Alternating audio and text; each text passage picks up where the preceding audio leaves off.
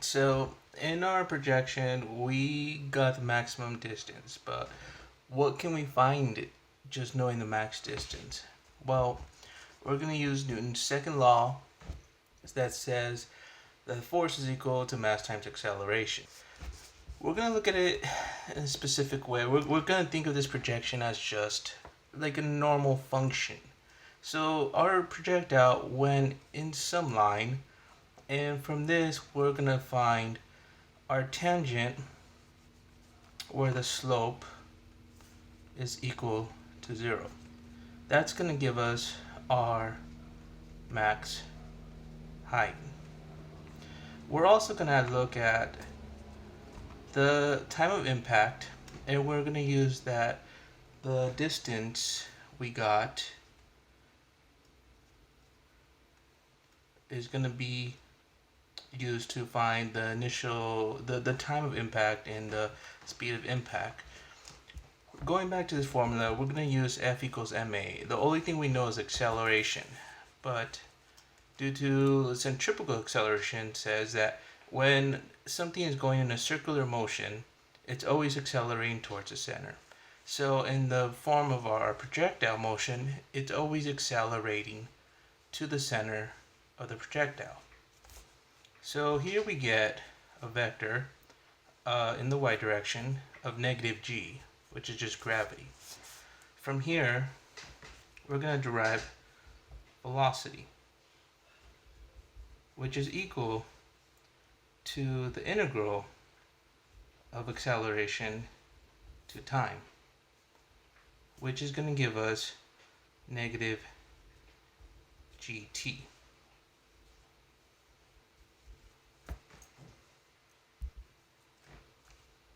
Plus some constant, where the constant is going to be the vector of the initial x direction and the velocity of the y direction.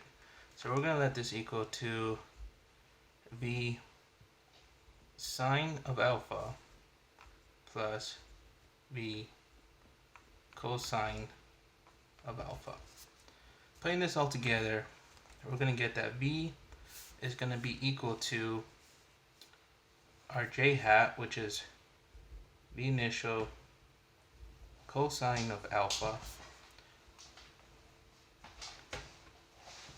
I hat plus our j hat, which is our y component, which is our negative gt plus the sine of alpha. So we're going to get sine alpha plus minus gt j hat. And from this, we're going to derive our position vector. Our position vector is supposed to be the integral of our velocity in respect to time. So we're just going to take the integral of our I hat, which is going to equal to the initial cosine, we treat cosine as a constant, times t I hat plus sine alpha t plus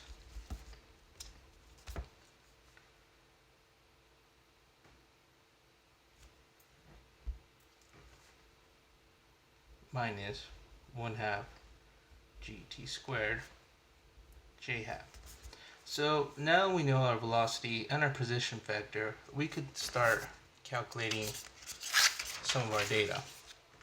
So once again, this is going to be our projectile motion, our initial velocity vector, our alpha, which is set to 45 degrees, and our tangent line where the velocity is going to be equal to 0. So originally in our video we got the distance equals to 32.842 meters, and our initial angle was 45 degrees. So from this we're going to be able to find our initial velocity and our maximum height. This is going to be our formulas that we just derived, and we're going to be using this to set this stuff. So first we're going to find our position vector, such that the y component is going to equal to 0. This is going to be when the projectile is 0 here and here. Here we really don't care, but we really want to find our terminal time. So we're going to isolate t, divide both sides by t, which gets rid of this t, gets rid of the square. Multiply both sides by 2, gets rid of the half. Divide both sides by g, which gets rid of the g. So we're left with t is equal to v initial sine of 45 degrees times 2 divided by g. But sine of 45 degrees is going to be just root 2 over 2. So we're left with v initial square root of 2 over 2 times 2 divided by g. And this is going to be our final time. And we're going to use this and plug this in to our x coordinate. And we know that the x coordinate is going to be equal to 32.84 meters. Gain our position vector for our x coordinate, we're left with v initial cosine alpha t is going to be equal to 32.84 meters. Plugging in our t,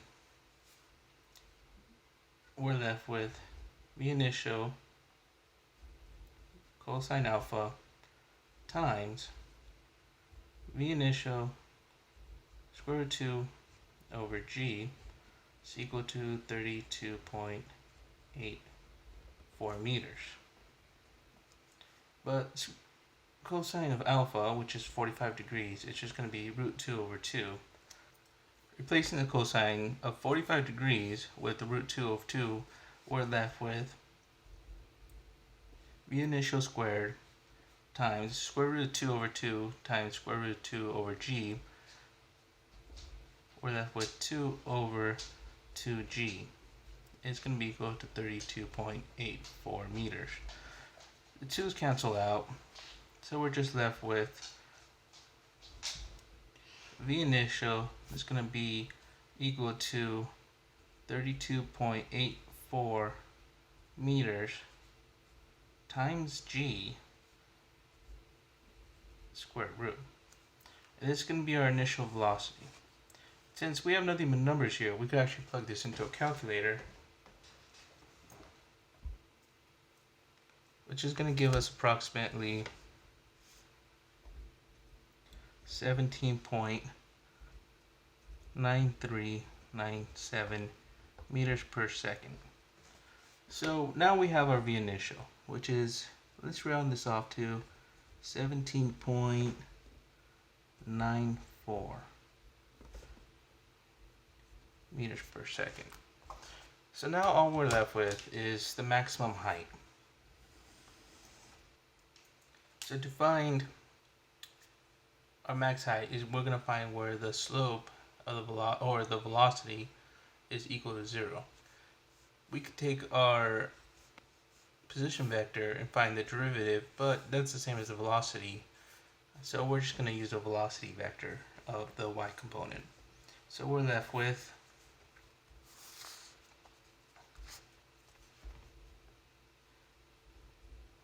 v initial sine alpha minus gt is going to equal to 0, or t is going to equal to v initial sine alpha divided by g. But we know our v initial, we know our sine of alpha, so this is just going to be 17.94 times root 2 over 2 divided by g. And plugging this into our calculator, we get approximately 1.2944.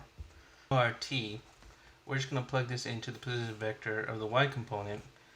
So we're just going to get v naught sine alpha t minus 1/2 gt squared. And this is going to be equal to our height. We know our velocity initial, we know sine alpha, we know our t, well, we just found our t, we know g. So plugging this all in, we get 17.94 times square root of 2 over 2 times our time, 1.29, I should round that off, minus 1/2 9.8 t squared.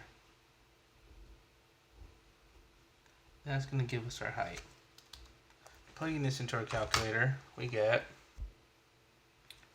approximately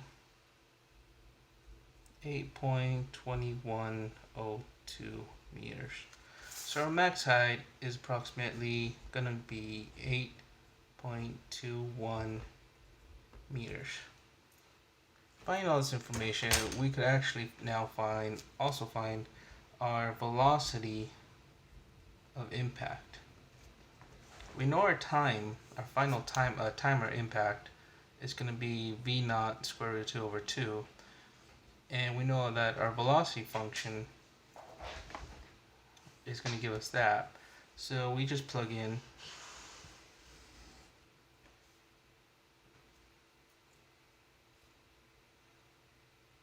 into the distance formula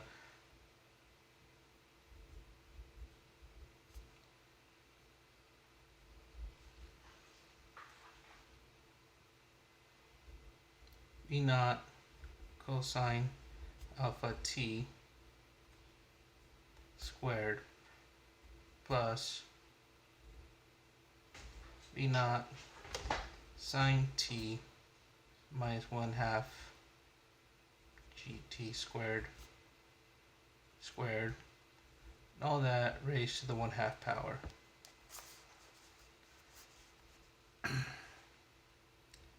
Plugging in our values, we get 17.94 times square root of 2 over 2 times our t final, which is just going to be 17.94 square root of 2 over g plus, all this quantity squared plus 17.94 square root of 2 over 2, 17.94 square root of 2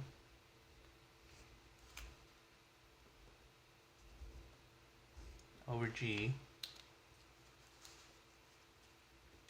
minus 1/2 g 17.94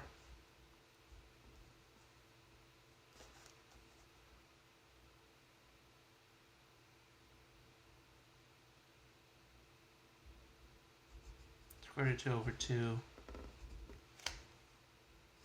all over g squared, quantity squared, and we're just going to take the whole square root of this. Plugging this all into our calculator, we get approximately 25.296 meters per second. So our final velocity is going to be roughly 25.30 meters per second. And that's pretty much it.